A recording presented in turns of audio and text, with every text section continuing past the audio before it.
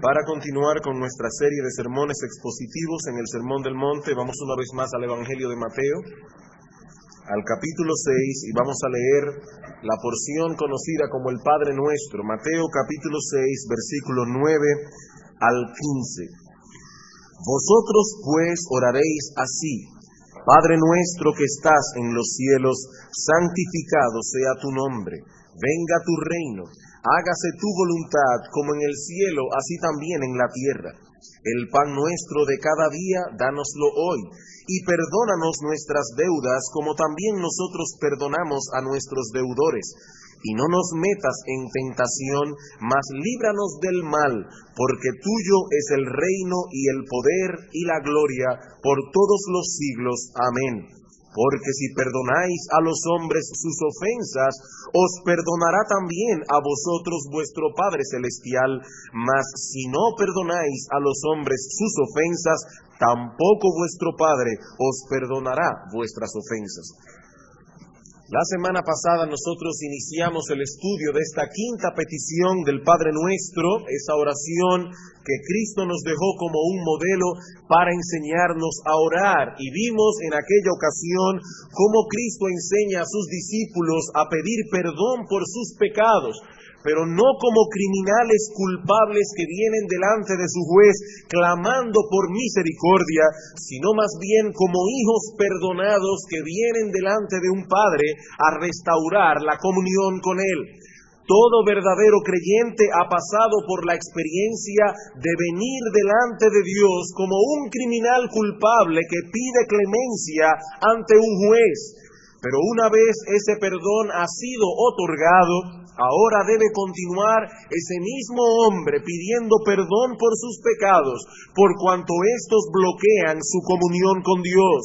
La confesión de pecados es parte de ese andar en luz del que habla Juan en su primera carta. Vamos un momento a Primera de Juan, capítulo 1, y vamos a leer los versículos 5 al 9.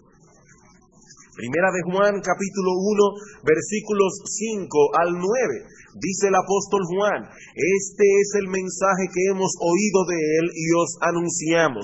Dios es luz, es decir, Dios es santo, y no hay ningunas tinieblas en él. Si decimos que tenemos comunión con él y andamos en tinieblas, mentimos y no practicamos la verdad. Ahora noten que el apóstol Juan está hablando aquí de un andar, de un estilo de vida. Dice él: si tu estilo de vida es caracterizado por las tinieblas, eres un mentiroso si dices tener comunión con él.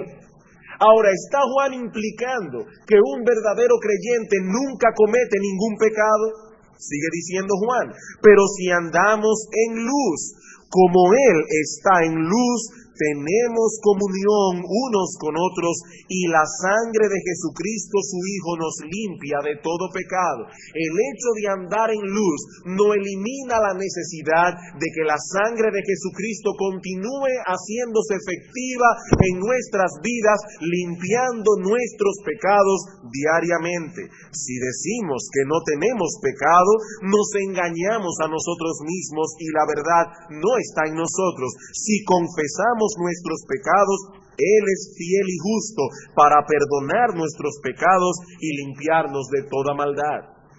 El creyente no practica el pecado, pero hay una triste realidad de este lado del cielo, y es que el creyente peca, y por cuanto peca debe ir continuamente a confesar sus pecados delante de Dios, no como un criminal culpable delante de su juez, sino como un hijo delante de su padre, a encontrar la restauración de esa comunión que fue bloqueada por causa del pecado. Y es precisamente de esa confesión de la que nos habla el Señor en el Padre Nuestro. Al venir delante de Dios en oración, como un hijo viene delante de un padre, debemos pedirle que perdone nuestras deudas, como nosotros también perdonamos a nuestros deudores. El domingo pasado centramos nuestra atención en la primera parte de esta petición: perdónanos nuestras deudas. Y vimos que hay allí al menos 5 lecciones prácticas que podemos extraer de esa petición. En primer lugar, que el pecado es una deuda que contraemos contra Dios. Cristo no dice simplemente: debes ir a Dios y pedir perdona mis pecados. Cristo dice que debemos ir a pedir perdón por nuestras deudas, porque nosotros como criaturas que somos, y en el caso de los cristianos como hijos también, debemos obediencia irrestricta a todos los mandamientos de Dios. Y cada vez que nos quedamos cortos de alcanzar la obediencia que esa ley exige, o cuando vamos más allá de los límites que la ley impone, incurrimos en deuda con Dios, porque no le hemos dado a Dios algo que le debíamos. Es como si usted alquilara una casa y usted queda con el dueño de la casa de pagarle 5,000 pesos mensuales. Cada mes, el 30 de ese mes, usted tiene que enviarle a ese señor un cheque por 5,000 pesos. Y cuando usted se retrasa en el pago, usted ha incurrido en una deuda porque usted no ha dado lo que debía dar. Cada vez que pecamos contra Dios incurrimos en deuda, no solamente porque le debemos obediencia, sino porque la ley exige un pago o compensación cada vez que es violada. La paga del pecado es muerte. Estamos endeudados hasta la cabeza con Dios.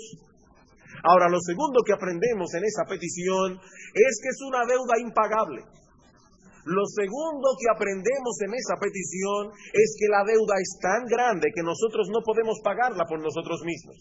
El Señor dice allí que debemos ir delante de Dios a decir: Señor, perdóname la deuda.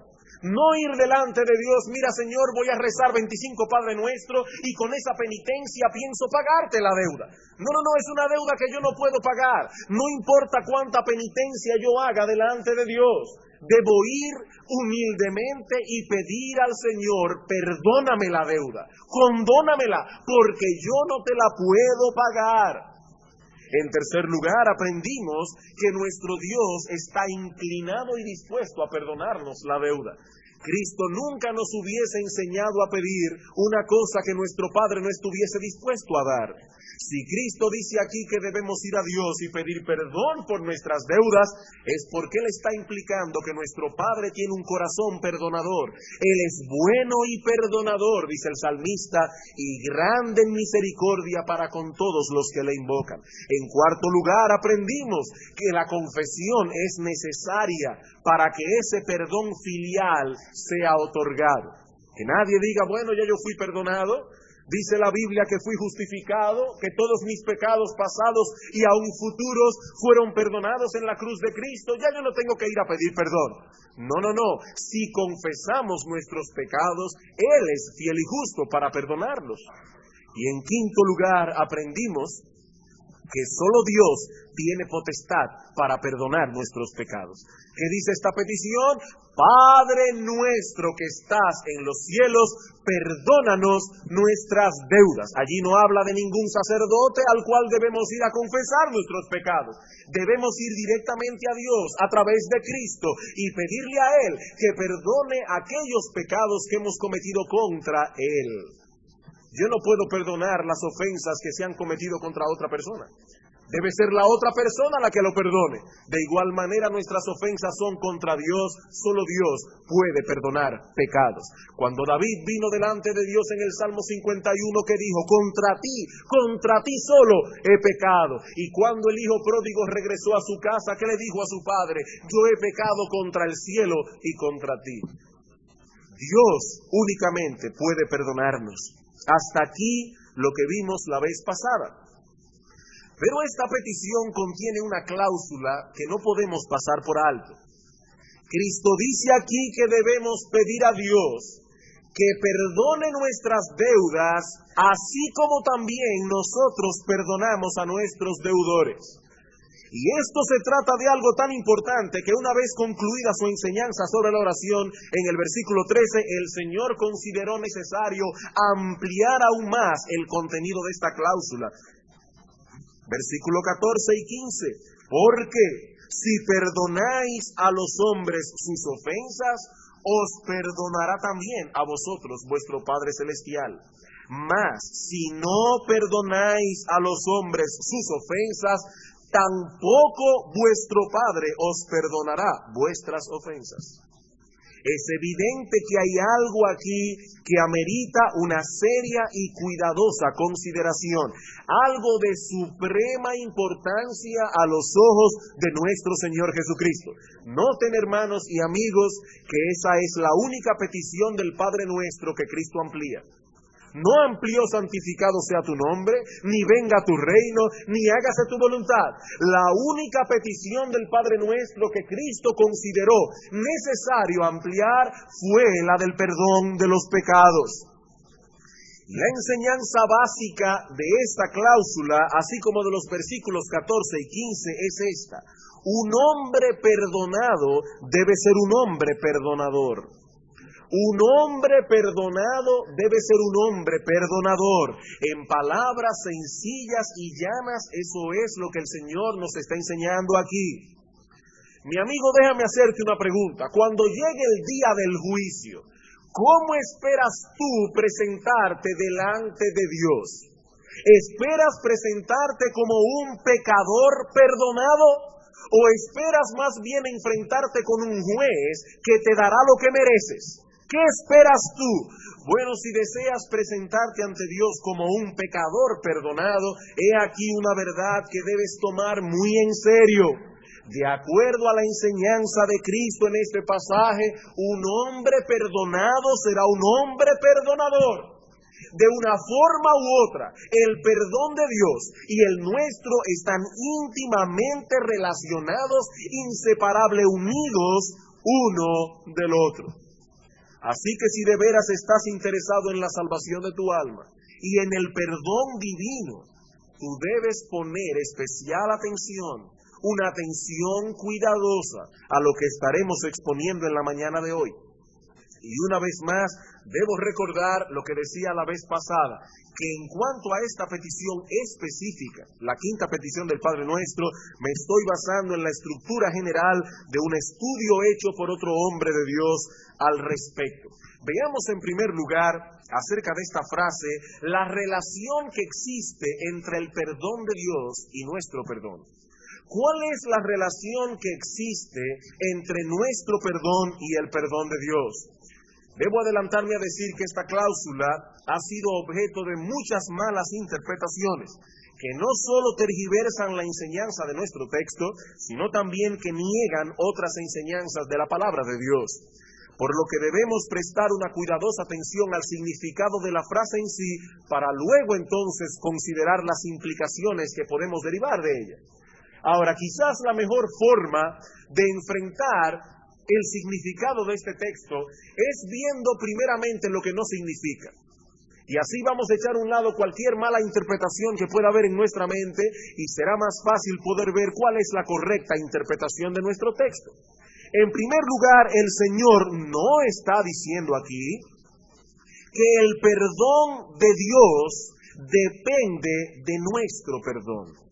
El Señor no está enseñando aquí que el perdón de Dios depende de que nosotros perdonemos. Si esa hubiese sido la intención del Señor, nuestro texto debía decir lo siguiente: perdona nuestras deudas debido a que nosotros perdonamos a nuestros deudores. Pero eso no es lo que el texto dice. El texto dice: Señor Padre nuestro que estás en los cielos, perdónanos nuestras deudas como también nosotros perdonamos a nuestros deudores. Desde la caída de nuestros primeros padres, el perdón de Dios ha sido concedido en base a la gracia que hay en Cristo Jesús. Si hay una verdad clara que corre a todo lo largo de las Escrituras, es que la salvación que Dios ofrece al pecador, la ofrece de pura gracia. ¿Y qué es la gracia de Dios? Alguien lo ha definido como aquellas bendiciones que Dios distribuye a los hombres de una forma gratuita y soberana y no en consideración hacia algún mérito inherente de los hombres. Son aquellas bendiciones que Dios imparte a los hombres en una forma gratis, gratuita, sin exigir ningún pago, en una forma gratuita y soberana. Gracia, en palabras más simples, es aquello que se nos da sin merecerlo. Un texto muy conocido por todos ustedes es Efesios capítulo 2, versículos 8 y 9. Porque por gracia sois salvos por medio de la fe. Y ahora Pablo explica, ¿qué significa eso? Que esto, es decir, esa salvación, no es de vosotros, no por obras, añade Pablo, para que nadie se gloríe. Y en Romanos capítulo 11, los versículos 5 al 6, hay una explicación muy clara que demuestra que la salvación por gracia y la salvación por obras son mutuamente excluyentes. Es decir, que si la salvación es por gracia, ya no puede ser por obras. Porque si es por obras, ya no puede ser por gracia. Noten lo que dice Pablo aquí. Versículo 5. Así también aún en este tiempo ha quedado un remanente escogido por gracia. Y si por gracia, ya no es por obras. Porque de otra manera la gracia ya no es gracia. Si es por obra, entonces ya no es por gracia. Ahora, si por obras, entonces ya no es por gracia. De otra manera la obra ya no es obra. Parece un trabalenguas, pero lo que Pablo está diciendo es simple. Si es por gracia, entonces no puede ser por obras. Si es por obras, entonces ya no puede ser por gracia. Si Cristo hubiese enseñado aquí, en Mateo 6, que el perdón de Dios es concedido como una especie de mérito, es decir, debido a que yo perdono a los demás, eso no solo hubiese sido una contradicción a todos estos textos de las Escrituras, sino que hubiese sido una contradicción a lo mismo que Cristo está enseñando en el Padre Nuestro. ¿Y por qué yo digo esto? Hermanos, ¿cómo nos dice Cristo que debemos orar? Pidiendo a Dios que perdone nuestras deudas. Cuando pedimos a alguien que nos perdone una deuda, estamos reconociendo que no podemos pagarle. Perdónanos la deuda, perdónamela. Sería totalmente contradictorio que el Señor nos dijese, por un lado, que debemos pedir perdón y que al mismo tiempo debemos presentar a Dios nuestros méritos para que Él los acepte como un pago de la deuda que tenemos con Él. Cuando yo pago una deuda, yo no pido al deudor que me la perdone. Yo le pido al deudor que la cancele en base al pago que yo le he dado de la deuda. Si yo te debo 5 pesos y te doy 5 pesos, ya yo no tengo que pedirte a ti que me perdones mi deuda, sino que me la canceles, porque ya yo te pagué todo lo que te debía. Pero Cristo dice aquí que debemos pedir a Dios perdón por nuestros pecados. Si hubiese sido como algunos piensan, no deberíamos pedir a Dios que nos perdone, sino más bien que cancele la deuda en base a nuestros méritos personales. O sea que deberíamos ir a Dios diciendo, Señor, yo sé que yo he pecado contra ti, pero yo merezco tu perdón, porque ya yo te pagué mi deuda, porque yo perdono a aquellos que me ofenden. Pero esa no es la forma en que Cristo nos enseñó a orar. Cristo nos dice que debemos ir a Dios pidiendo perdón. No pidiendo que me den lo que merezco, sino más bien pidiendo que me perdonen a pesar de lo que yo realmente merezco. La relación que existe entre el perdón de Dios y el nuestro no es una relación de méritos. Tampoco es una relación de amenaza. No leamos este texto como si Dios estuviese diciendo algo así. Te perdono si tú perdonas. De lo contrario, el perdón es retenido y por lo tanto no hay para ti otro camino que el infierno. No, hermanos, eso no es tampoco lo que el texto está diciendo. La relación que existe entre una cosa y otra, entre el perdón de Dios y el nuestro, no es de méritos, no es una amenaza, es una relación distinta. Por un lado se trata de una relación comparativa. Por un lado se trata de una relación comparativa. ¿Qué dice el texto? Perdónanos nuestras deudas, así como también nosotros perdonamos. Y el énfasis de la frase recae en la palabra nosotros. Si nosotros, oh Dios, que por naturaleza tendemos al resentimiento y a la venganza, ahora por la obra de tu Espíritu Santo en nosotros perdonamos a los que nos ofenden, ¿cuánto más no estarás tú dispuesto a perdonarme, siendo que has sido tú quien ha hecho la obra en mí de darme un corazón perdonador? Eso es lo que Cristo está diciendo, es una relación comparativa. Hermanos, ¿cuál es la disposición natural de nuestro corazón cuando somos ofendidos o cuando somos dañados de cualquier forma? ¿Cuál es la tendencia natural del corazón? La tendencia natural es a resentirse, a devolver golpe por golpe. Tito capítulo 3, versículo 3. Tito capítulo 3, versículo 3. Noten cómo el apóstol Pablo nos describe antes de la conversión.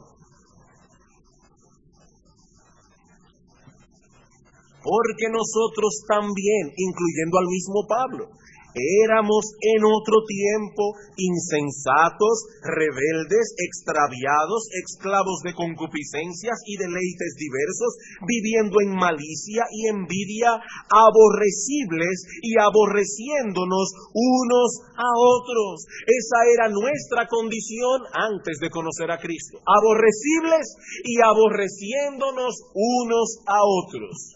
Pero el cristiano verdadero ha sido transformado por el poder del Espíritu Santo y ahora este hombre no solo tiene la capacidad de perdonar, sino que se deleita en hacerlo.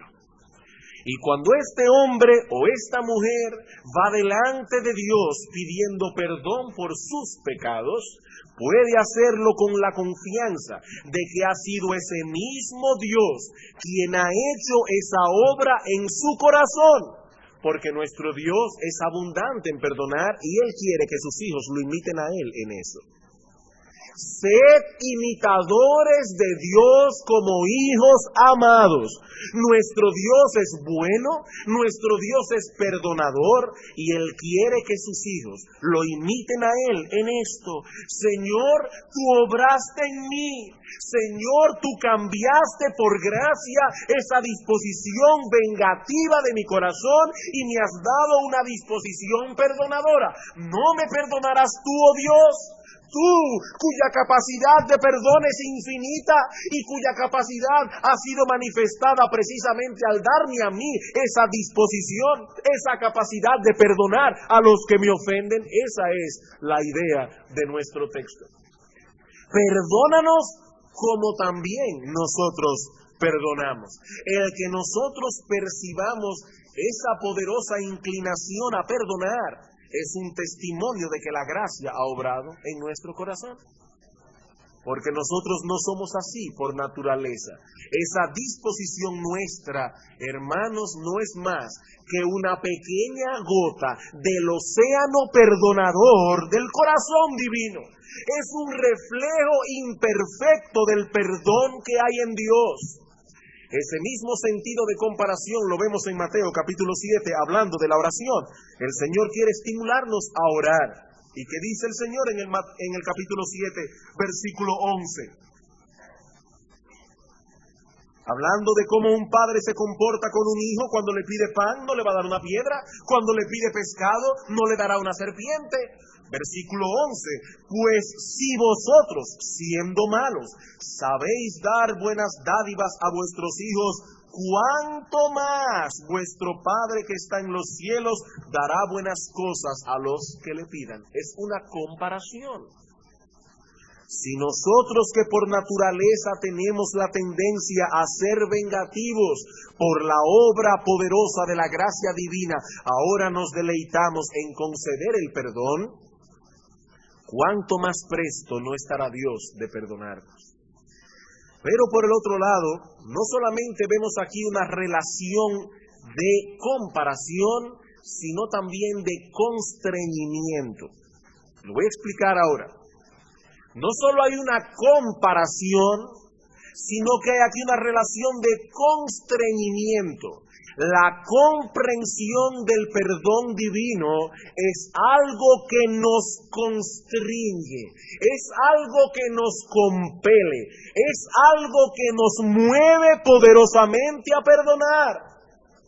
No debemos olvidar que esta oración modelo, la oración del Padre Nuestro, es la oración de un cristiano. No es la oración de un impío, es la oración de alguien que puede llamar a Dios Padre Nuestro. ¿Y qué es un cristiano? Un pecador miserable que ha entendido su condición de miseria y ha venido en esa condición delante del trono de la gracia clamando por misericordia. Eso es un cristiano. Y al venir así, con todo su pecado, este pecador se ha encontrado con la maravillosa noticia o con la increíble noticia. He aprendido esta semana que ahora la palabra increíble ya está permitida usarla como una expresión de asombro. Así que ya con libertad puedo decir esa increíble noticia, aunque es digna de ser creída, la increíble y maravillosa noticia de que Dios perdona al pecador por Cristo Jesús. De que Dios perdona al pecador en base a los méritos de Cristo.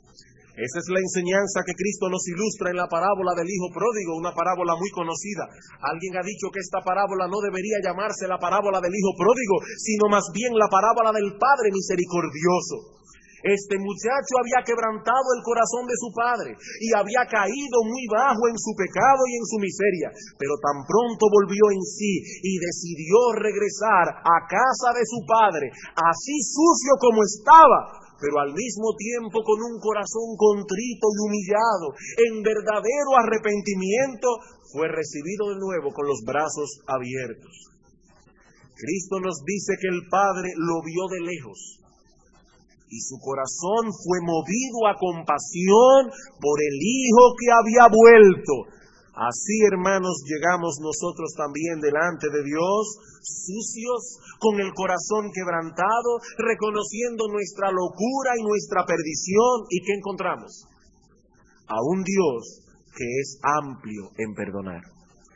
Y cuando un hombre que ha llevado la carga en su corazón de su pecado, entiende esta verdad, que por medio de la fe en Cristo, todas sus maldades han sido borradas y que Dios le ha concedido un perdón absoluto en base a la justicia de Cristo y a la obra redentora que realizó en la cruz del Calvario. El entendimiento de esta verdad debe constreñir al pecador perdonado, debe moverlo poderosamente a hacer lo mismo con aquellos que le ofenden.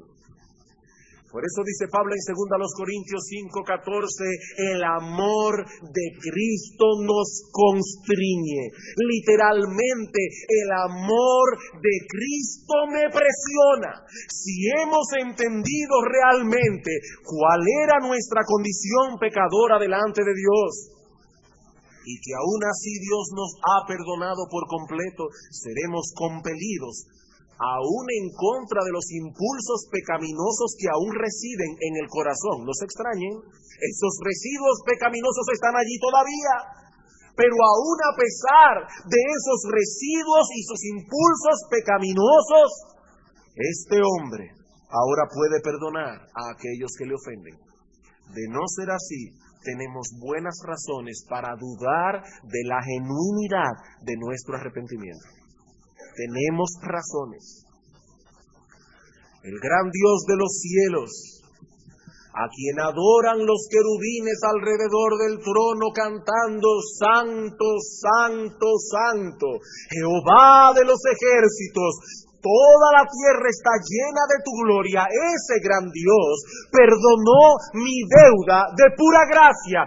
¿Cómo no voy yo a perdonar, yo, miserable criatura, a las otras criaturas que pecan contra mí?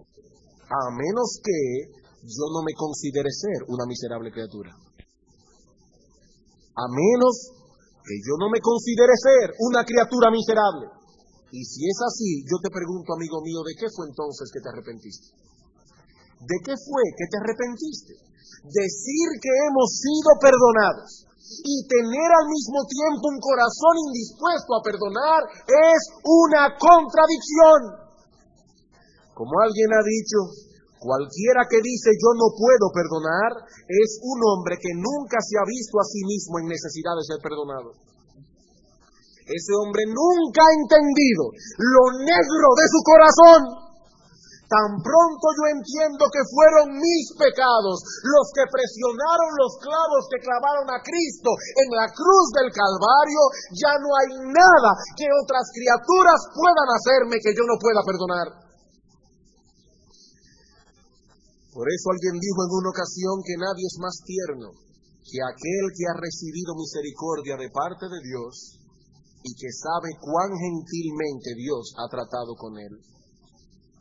Y el doctor Lloyd Jones, comentando acerca del significado de nuestro texto, nos dice que esa frase, perdónanos como nosotros también perdonamos, significa que la prueba, y cito, que la prueba de que usted y yo hemos recibido perdón es que perdonamos a otros. Si pensamos que Dios ha perdonado nuestros pecados y nos negamos a perdonar, cometemos un error.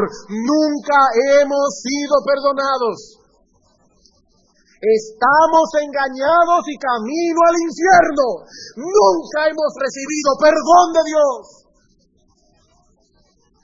Como dije anteriormente, el cristiano lucha así en su corazón contra la amargura. El cristiano lucha contra el resentimiento y aún se ve tentado en ocasiones a decir, no lo puedo perdonar. Y que me diga alguien aquí que no es así. Sí, hermanos, sentimos eso en el corazón, pero si es un verdadero cristiano, tal condición generará en él una lucha terrible que lo llevará finalmente a hacer lo que debe hacer. Pero si usted se niega a perdonar, y usted no encuentra deleite en perdonar, usted se está engañando a sí mismo si piensa haber recibido el perdón de Dios. La relación que existe entonces entre el perdón divino y el nuestro no es una relación de méritos ni tampoco de amenazas. Es una relación de comparación y es una relación de constreñimiento. He ahí, hermanos, la explicación de esa segunda cláusula que aparece en la quinta petición del Padre Nuestro. Pero luego que esa cláusula es establecida, en los versículos 14 y 15 el Señor aplica en una forma más directa el contenido de esa declaración. Vean otra vez, Mateo 6:14.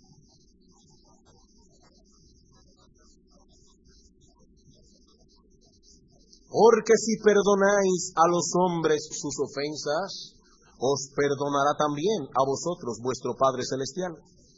Mas si no perdonáis a los hombres sus ofensas, tampoco vuestro Padre os perdonará vuestras ofensas. Habiendo considerado la relación que existe entre el perdón divino y el nuestro, veamos ahora en segundo lugar las aplicaciones prácticas que podemos extraer de esta enseñanza. ¿Cuáles son las aplicaciones prácticas que podemos extraer de estas palabras de Cristo en los versículos 14 y 15? Bueno, en primer lugar, que un espíritu perdonador es una marca segura de que nosotros mismos hemos sido perdonados por Dios. Que un espíritu perdonador es una marca segura de que nosotros mismos hemos sido perdonados por Dios. Y cuando hablo de un espíritu perdonador, me refiero a ese creyente que está luchando contra la amargura, contra el resentimiento, ese creyente que está luchando por obligarse a sí mismo a perdonar. Si tú estás luchando de ese modo con esos pecados que habitan en el corazón de todos nosotros, esa es una marca segura de que has sido perdonado por Dios.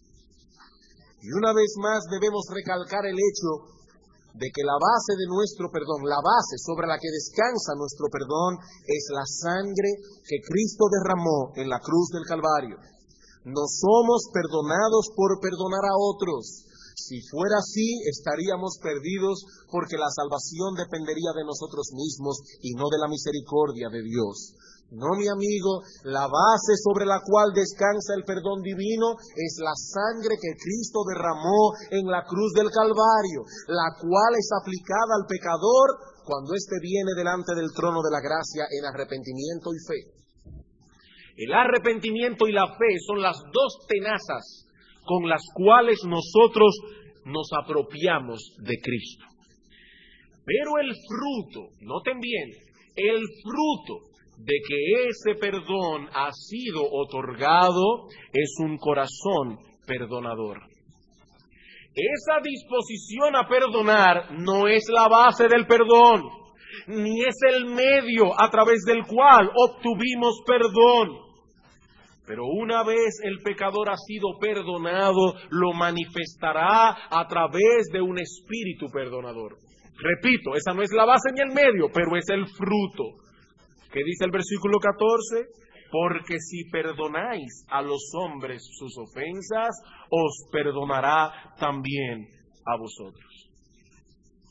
Y hermanos, como yo no quiero causar o poner cargas de conciencias innecesarias en los hermanos que son verdaderos hermanos, yo debo repetir que un verdadero cristiano tendrá lucha en su corazón con el espíritu vengativo.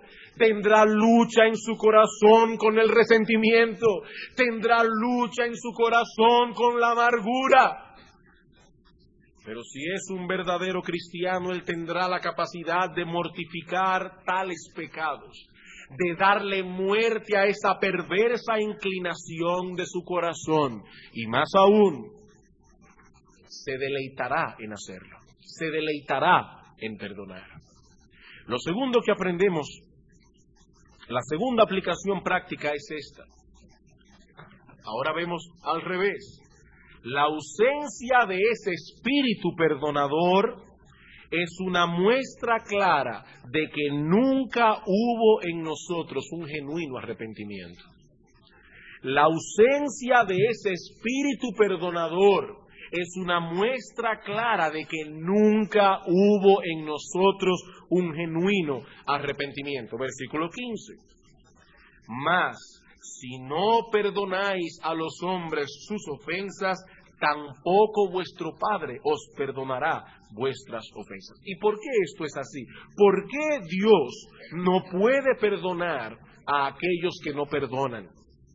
Por la sencilla razón de que esa falta de perdón en ellos está manifestando claramente que no se han arrepentido. No se han arrepentido. Mi amigo, si tú no puedes perdonar, es porque te ves a ti mismo subido en un pedestal. Tienes demasiada reputación que defender. No has pasado aún por la experiencia de aquel publicano del que nos habla Cristo en la parábola del publicano y el fariseo, que lejos se paraba del trono y decía: oh Dios, sé propicio a mí que soy pecador. Mientras el fariseo estaba allí delante en pie diciendo: oh Dios, gracias, porque yo no soy como los otros hombres, ladrones, adúlteros, avaros, doy diezmo de todo lo que gano, etcétera, etcétera. Ni siquiera soy como aquel publicano que está allí. Y Cristo dice: os digo que este hombre descendió a su casa justificado antes que aquel fariseo, porque el que se humilla será enaltecido y el que se enaltece será humillado.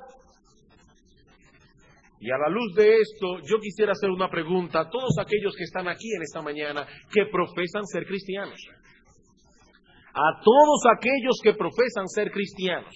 Yo no te voy a preguntar si crees que la salvación es por gracia por medio de la fe, o si crees que Cristo es el único que puede salvar al pecador. No.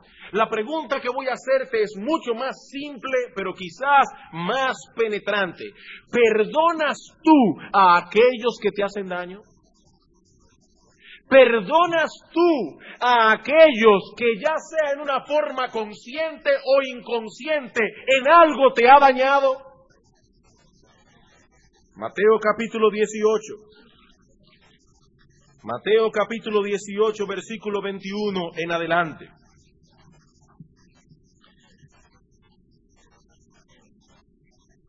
En el tiempo del Señor Jesucristo, algunos rabinos, es decir, algunos maestros en Israel, Decían que nosotros podemos perdonar hasta 3 ofensas.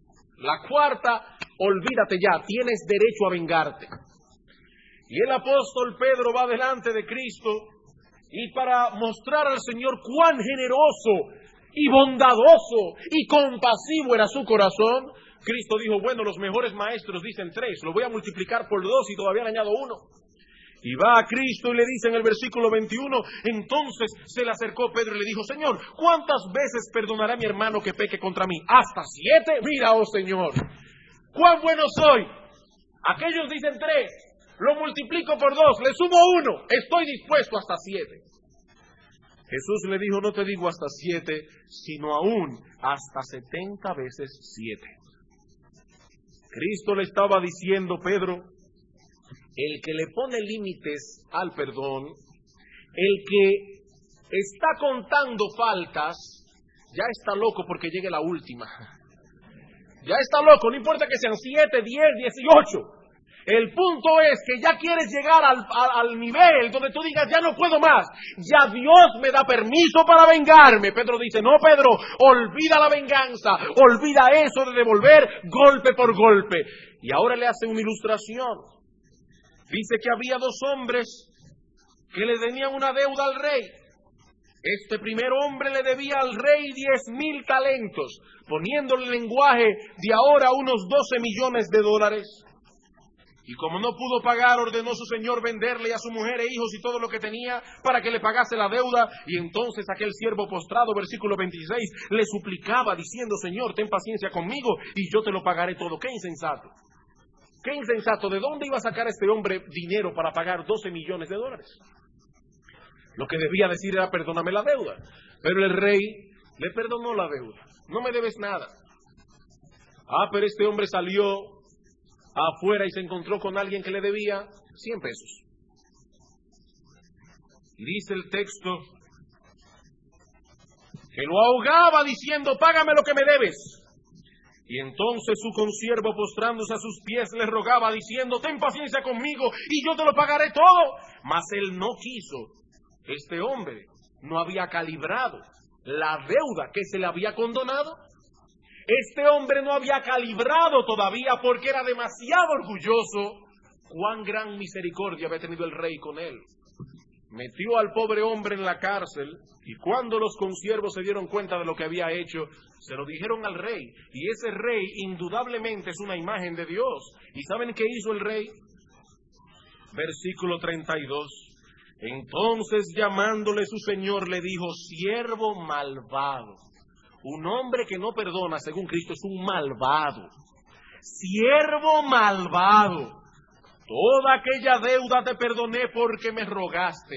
¿No debías tú también tener misericordia de tu consiervo como yo tuve misericordia de ti? Entonces su señor enojado le entregó a los verdugos hasta que pagase todo lo que le debía. Y la idea es hasta siempre.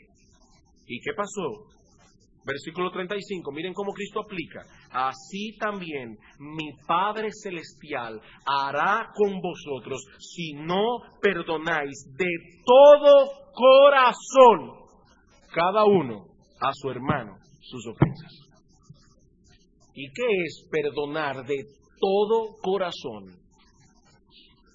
Decir a una persona, yo te perdono, y eso quiere decir que yo nunca más comentaré esto, nunca más traeré ese pensamiento a mi corazón.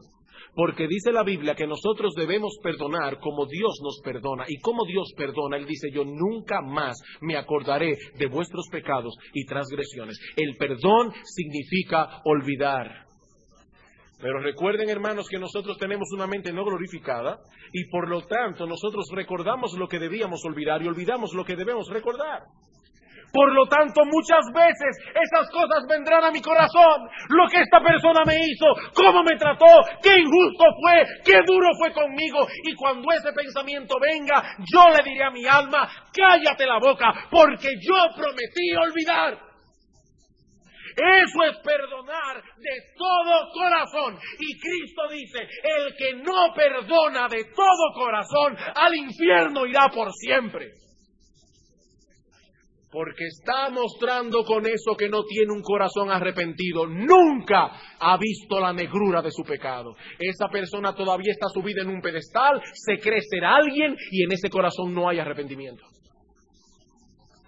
Hermanos, ¿quiénes somos nosotros para decir yo no puedo perdonar? Si Dios, el Dios del cielo, perdonó mis pecados, ¿y quién nos creemos nosotros que somos? Pero hay algo más. Aprendemos en tercer lugar que la oración tiene implicaciones morales. La oración tiene implicaciones morales. Yo sé que lo que voy a decir va a ser extraño, pero hermanos, no todo el mundo puede orar. No todo el mundo puede orar. Cualquiera puede decir sus rezos, pero no todo el mundo puede presentar delante de Dios oraciones genuinas, porque la oración tiene implicaciones morales. Hasta un niño puede orar, siempre y cuando esa oración fluya de un corazón que está luchando activamente contra la amargura y el resentimiento. David dice en uno de sus salmos: si en mi corazón hubiese yo mirado a la iniquidad, el Señor no me habría escuchado. No me habría escuchado. Al presentarnos en oración delante de Dios, Él no está escuchando la hermosura de nuestras palabras, Él no está atendiendo la facilidad de nuestra expresión. Dios está mirando más bien el estado de nuestro corazón. Y cuando ese corazón está atesorando amargura, resentimiento, mala voluntad, la oración es vana porque el Señor no nos está oyendo. No nos está oyendo. En Marcos capítulo 11, el Señor nos habla de la eficacia de la oración cuando esta oración es hecha con fe. Y nos dice en el versículo 22 de Marcos 11, respondiendo Jesús les dijo: tened fe en Dios, porque de cierto os digo que cualquiera que dijere este monte, quítate y échate en el mar, y no dudare en su corazón, si no creyere que será hecho lo que dice, lo que diga le será hecho. Por tanto os digo que todo lo que pidiereis orando, creed que lo recibiréis y os vendrá. Pero en ese mismo contexto que añade Cristo: y cuando estéis orando, perdonad si tenéis algo contra alguno, para que también vuestro Padre que está en los cielos os perdone vuestras ofensas. Porque si vosotros no perdonáis, tampoco vuestro Padre que está en los cielos os perdonará vuestras ofensas. Y lo mismo vemos en las directrices que Pablo da a Timoteo acerca de la oración pública. ¿Qué dice él? Que oren levantando manos santas, sin iras ni contiendas. Sin iras ni contiendas. Y una vez más, yo te pregunto, cuando te presentaste esta mañana delante de Dios en oración, ¿te levantaste temprano? ¿Oraste? ¿O cuando te uniste en oración a esta iglesia, cuando esta iglesia oró? Yo te pregunto, ¿estabas tú orando? ¿Estaba Dios oyendo tu clamor? Mi hermano, ¿cómo está tu relación con Dios en este momento? ¿Ha sido cortada por causa de un espíritu no perdonador? ¿O está viendo Él en ti a un creyente que está luchando por no dejar que ese espíritu vengativo te domine y te controle? Mi hermano, ¿está Dios oyendo tus oraciones? Una cuarta aplicación. El propósito de Dios en la redención corre en dos direcciones distintas. El propósito de Dios en la redención corre en dos direcciones distintas. Hermanos, esto es fabuloso. Usted se pone a estudiar al Padre Nuestro, ¿y qué se encuentra? Que Cristo dice que debemos comenzar pidiendo: Señor, santifica tu nombre. Señor, venga tu reino. Señor, hágase tu voluntad. Cosas muy sublimes. Y ahora, Señor, perdona mis deudas como yo también perdono a los que me ofenden. No te ocupes solamente de cosas tan sublimes, de cosas tan grandes. Cuando vengas en oración delante de Dios, dice Cristo, pidiendo por cosas tan gloriosas como la santificación de su nombre, la venida de su reino, la ejecución de su voluntad, no debes olvidar que eres una criatura en relación con otras criaturas y que debes mantener con ellas una relación correcta lo mismo que mantienes una relación correcta con Dios. Romanos capítulo 12. Romanos capítulo 12. Oh, sí, hay personas que le hablan a Dios como si fueran serafines, pero le hablan a los que están alrededor de ellos como si fueran demonios. Y puedo decir con confianza, porque creo que estoy basado en las Escrituras, que cuando esas personas hablan sus palabras seráficas delante de Dios, a Dios le apesta. A Dios le apesta. Porque Dios quiere que nosotros mantengamos una buena relación con Él y una buena relación con los que nos rodean. Romanos capítulo 12, versículo 17, no paguéis a nadie mal por mal, procurad lo bueno delante de todos los hombres. Si es posible, en cuanto dependa de vosotros, estad en paz con todos los hombres. No os venguéis vosotros mismos, amados míos, sino dejad lugar a la ira de Dios, porque escrito está, mía es la venganza, yo pagaré, dice el Señor. Así que si tu enemigo tuviere hambre, dale de comer, si tuviere sed, dale de beber. Pues haciendo esto, ascuas de fuego amontonarás sobre su cabeza. No seas vencido de lo malo, vence con el bien el mal. Quinta enseñanza práctica. Esta enseñanza sobre el perdón debe ser colocada en el contexto de otras enseñanzas bíblicas acerca de nuestra relación con los demás. ¿Qué yo quiero decir con esto? Que si aislamos la enseñanza de este texto de Mateo de todas las otras enseñanzas bíblicas, podemos llegar a conclusiones equivocadas acerca del perdón. Podemos llegar a creer que el perdón es simplemente pasar por alto lo que el otro me ha hecho y olvidarme del asunto. Pero eso no es lo que la Biblia enseña. Si tu hermano peca contra ti, Mateo 18, ya olvídate de eso, no le des mente. No, ve y repréndelo. No podemos tomar ahora Mateo 6 y olvidar todo el cúmulo de enseñanza de las Escrituras con respecto a otras cosas. Ve y repréndelo estando tú y él solos. ¿Qué dice el apóstol Pablo en Gálatas capítulo 6, versículo 1? Hermanos, si alguno fuere sorprendido en alguna falta, vosotros que sois espirituales, tápense los ojos y háganse como que no pasó nada. Restauradle con espíritu de mansedumbre. Segunda Tesalonicenses 3, versículo 6. Si alguien no se acoge a lo que yo he escrito en esta carta, dice Pablo, a ese señaladlo y no os juntéis con él para que se avergüence. No, hermanos, Mateo 6 no anula todo el cúmulo de enseñanzas bíblicas acerca de cómo tratar con el pecado de los otros. Y finalmente, y esta sí que es dura, hermanos, en esta enseñanza Cristo implica que entre sus discípulos habrá motivos constantes para pedirse perdón. En esta enseñanza Cristo implica que entre sus discípulos habrá motivos constantes para pedirse perdón. Cuando el Señor dice aquí que debemos orar pidiendo a nuestro Padre que nos perdone, así como nosotros perdonamos a otros, en cierto modo está presuponiendo que alguien ha venido a nosotros a pedirnos perdón y que nosotros hemos concedido el perdón. Tú le estás diciendo, Padre, tú sabes que el hermano tal vino a mí esta mañana, vino a mí ayer pidiendo perdón acerca de esto o aquello, y que yo lo perdoné. Perdóname, oh Dios, así como yo he perdonado a esta persona.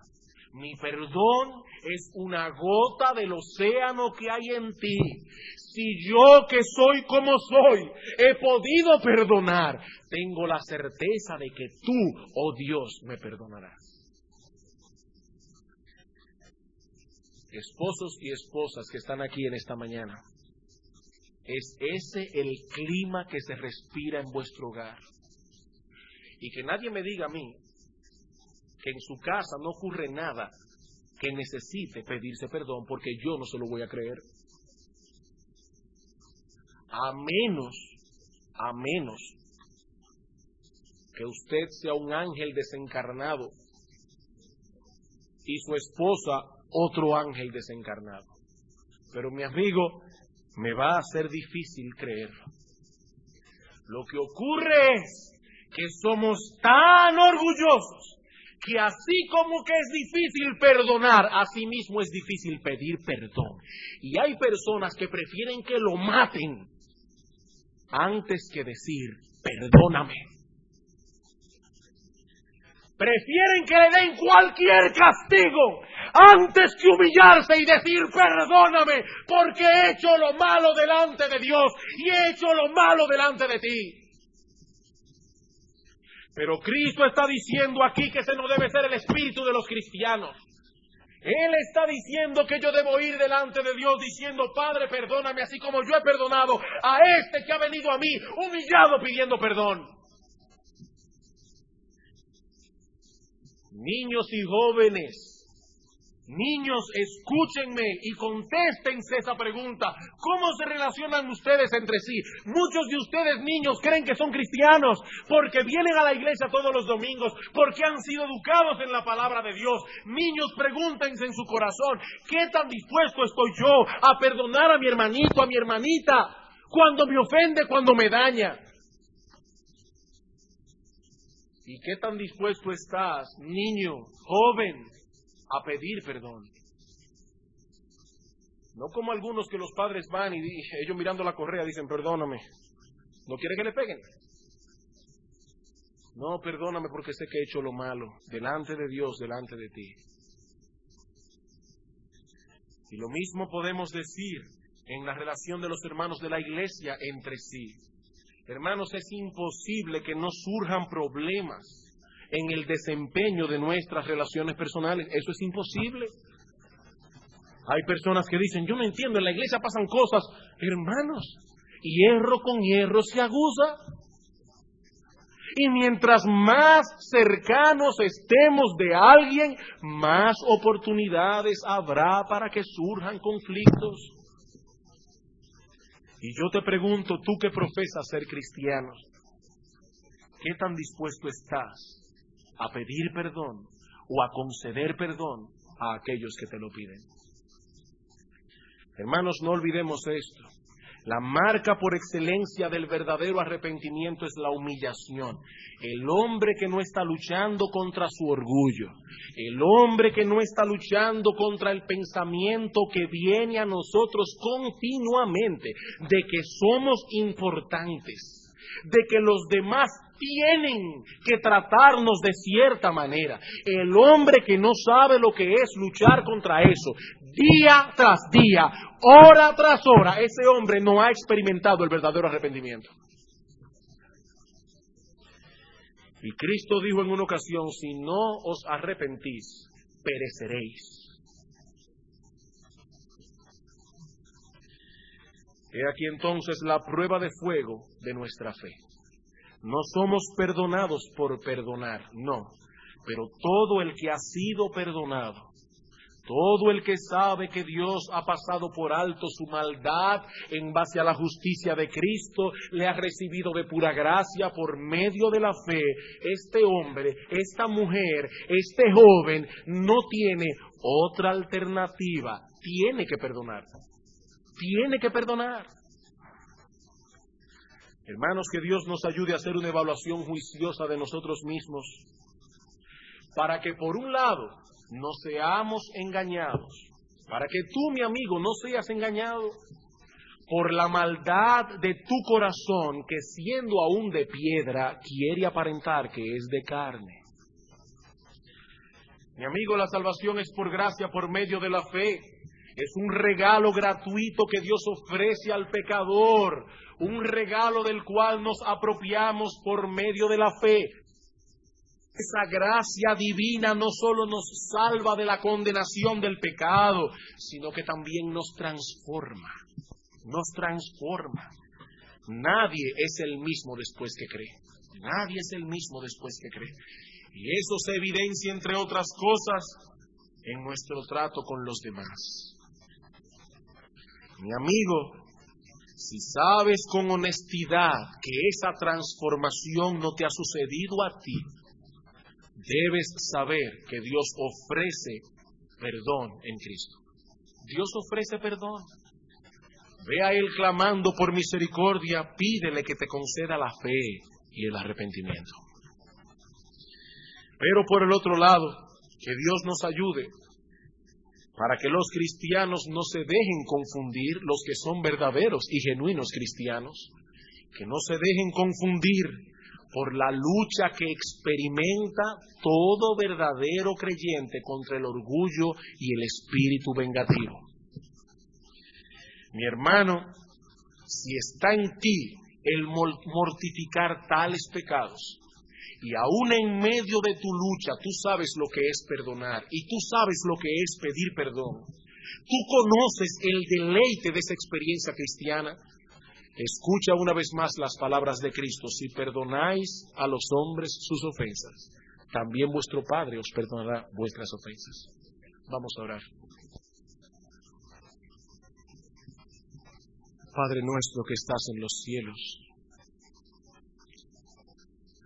tú que te has vestido de gloria y de majestad, oh Señor, cuán paciente eres tú para con nosotros, que siendo tú tan grande y viendo a criaturas tan míseras como nosotros con un delirio tan fuerte de grandeza, aún tratas con nosotros con paciencia.